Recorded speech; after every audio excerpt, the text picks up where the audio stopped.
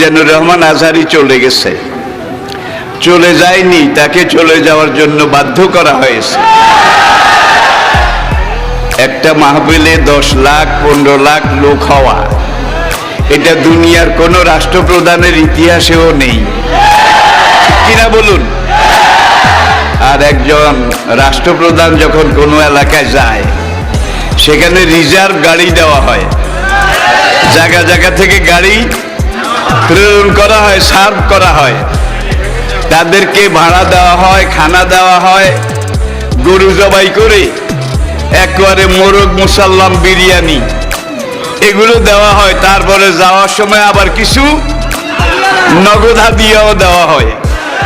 কিন্তু আমাদের মাহফিলে, আমার ছেলেদের, আমার সন্তানদের মাহফিলে যারা আসে, তারা নিজের খরচে আসে, নিজের খরচে খায়।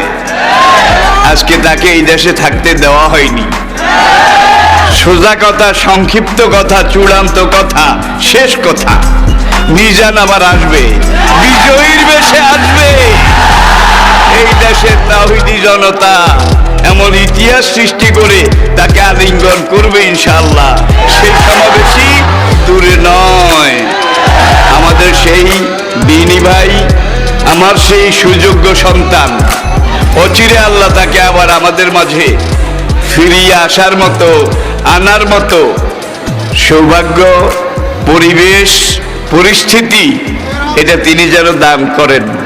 সবাই বলুন আমিন।